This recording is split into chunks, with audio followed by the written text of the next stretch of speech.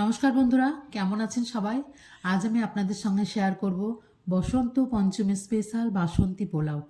একদম ঝুরঝুরে নরম সুস্বাদু এবং কালারফুল এইভাবে কিভাবে পোলাও করতে হয় সেই রেসিপিটি আমি আজকে আপনাদের সঙ্গে শেয়ার করব। তো চলুন রেসিপিটি দেখার অনুরোধ রইল।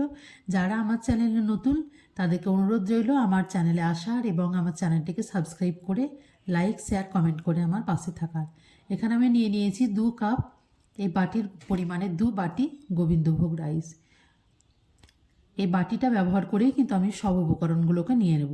ভালো করে চালটাকে ধুয়ে নিয়ে নিয়েছি। এখানে কালারের জন্য দিয়ে দিলাম হলুদ গুঁড়ো। আমি এখানে কোনো রকম ফুড কালার বা কোনো কিছু ব্যবহার করব না, একমাত্র হলুদ গুঁড়ো দিয়েই ব্যবহার করে। এখানে আমি 2 বাটি চাল নিয়েছি, তার জন্য 2 চামচ 2 টিস্পুন পরিমাণ হলুদ গুঁড়ো, সামান্য পরিমাণ আদা বাটা এবং 1 চামচ ঘি দিয়ে আমি এটাকে মিনিট 15 থেকে 20 মাখিয়ে রাখবো। এবার একটা কড়াই নিয়ে নিয়েছি এখানে 2 চামচ পরিমাণ ঘি। আগে আমি দিয়েছি 1 চামচ ঘি, এখানে কড়াইয়ের মধ্যে দিয়ে দিলাম 2 চামচ পরিমাণ ঘি। ঘিটা কিন্তু সম্পূর্ণ গলে গেছে এবং একটু গরম হয়ে গেলে আমি এখানে কিছু ড্রাই দিয়ে দেবো। যেমন দিয়ে দিয়েছি এখানে 3 থেকে 4টি এলাচ, লাগবে আমার কিছু লবঙ্গ এবং দারচিনি। এই 3টি উপকরণ এছাড়া বাকি আরও উপকরণ কিন্তু আমি পরে মশলা হিসাবে দেব। আর নিয়ে নিয়েছি আমি এখানে কিছু তেজপাতা। একটু ভালো করে এটা গন্ধ ছেড়ে যাওয়া অবধি কিন্তু ভেজে নিতে হবে। এটা খুব ভালোভাবে ভাজা হয়ে গেছে। এবার আমি কিছু ড্রাই ফ্রুটস নিয়েছি, যেমন নিয়েছি আমি কাজু। তো কাজুগুলোকে আমি প্রথমে একটু হালকা আঁচে লাল করে ভেজে তুলব। আঁচটা কিন্তু একদমই বাড়ানো যাবে না, আঁচটাকে একদম সিমে রেখে কিন্তু কাজুগুলোকে ভেজে নিতে হবে। কাজুগুলো একটু লাল হয়ে গেছে।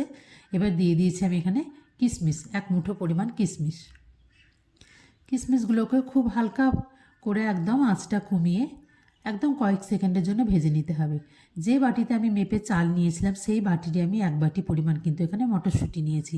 যেহেতু এখন মটরশুঁটির সিজন চলছে তাই আপনাদেরকে আমি এটা করে দেখাচ্ছি, নাহলে কিন্তু মটরশুঁটি দেওয়ার কোনো দরকার নেই। এটাকে মটরশুঁটি পোলাও বা পিস পোলাও কিন্তু বলা যেতে পারে।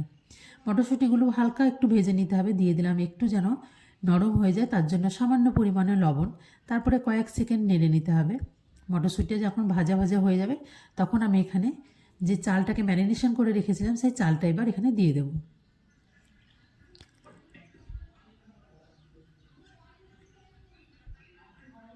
চালটাকে একটু ভালো করে নেড়ে নেব। একদম আঁচটাকে মিডিয়ামে রেখে চালটাকে একটু ধৈর্য ধরে 2 থেকে 3 মিনিট কিন্তু নেড়ে নিতে হবে। প্রত্যেকটা চাল যেন সুন্দরভাবে ঘিয়ের মধ্যে ভাজা হয়ে যায়। একদম ভাজা হলে কিন্তু এভাবে ঝুরঝুরে হয়ে যাবে।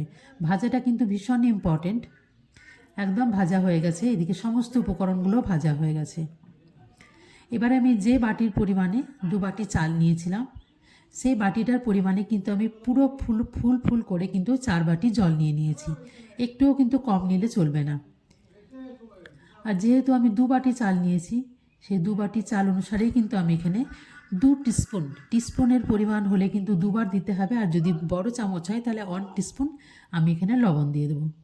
আর যখন আমি মটরশুঁটিটা একটু ভাজি তখন কিন্তু সামান্য পরিমাণে আমি লবণ দিয়েছিলাম, সেই হিসাবটা কিন্তু রাখতে হবে। এবং যে বাটিতে আমি চাল নিয়েছিলাম সেই বাটির 1/3 কাপ, 4 ভাগের 3 ভাগ আমি চিনি নিয়ে নিয়েছি। পুরো 1 বাটি দিলে কিন্তু মিষ্টিটা একটু বেশি পরিমাণে হয়ে যাবে।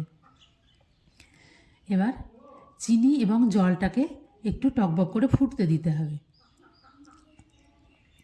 এখন কিন্তু ঢাকনা দিলে হবে না, যখন এটা সম্পূর্ণ এইভাবে ফুটে উঠবে তখন এটাকে আঁচটাকে একদম মিডিয়ামে রেখে কিন্তু একটু জলটাকে মেরে নিতে হবে। এখন কিন্তু জলটা অনেকটাই শুকিয়ে এসছে, কিন্তু সম্পূর্ণ কিন্তু শুকিয়ে যায়নি। এই অবস্থায় এগুলোকে ভালোভাবে একটু নেড়ে সমানভাবে এটাকে আবারও 3 থেকে 4 মিনিটের মতো কিন্তু একটু ঢাকা দিয়ে দিতে হবে। এদিকে আমি আর একটা মশলা তৈরি করে নেব। একটা কড়াইয়ের মধ্যে আমি নিয়ে নিয়েছি কিছুটা সাদা গোলমরিচ। সাদা গোলমরিচ না থাকলে আপনারা কালো গোলমরিচই দিতে পারেন। নিয়ে নিয়েছি এখানে জয়িত্রী এবং জায়ফল। জায়ফলটাকে এভাবে একটু সাঁড়াশির মধ্যে নিয়ে বা একটু হাম্বল দিস্তায় থেতো করে কিন্তু দিতে হবে। তারপরে খুব হালকা আঁচে এটা একটু গন্ধ ছাড়লেই কিন্তু নামিয়ে ঠান্ডা করে একটু গুঁড়িয়ে নিতে হবে। সেই গুঁড়ো মশলাটা আমি এখানে 2 চামচ পরিমাণ দিয়ে দিয়েছি। এই মশলাটা কিন্তু খুব ইম্পর্টেন্ট। এটা দিলে পরে একদম বিয়েবাড়ির স্টাইল বা আমরা যে এখানে অনুষ্ঠান বাড়িতে যে পোলাওয়ের রেসিপিটা খাই একদম সুন্দরভাবে গলে উঠবে, সুন্দরভাবে একটা ঘ্রাণ তৈরি হবে। এখানে মটরশুঁটিগুলো খুব সুন্দর হয়তো সেদ্ধ হয়ে গেছে। একদম ঝুরঝুরে এবং জলটাও চলে গেছে এবং আলু, চাল, মটরশুঁটি সব কিন্তু সুন্দরভাবে সেদ্ধ হয়ে গেছে। একদম আমার রেডি। এটাকে আরও 5 মিনিটের জন্য আমি একটু ঢাকা দিয়ে রেখে দেবো স্ট্যান্ডিং টাইমের জন্য।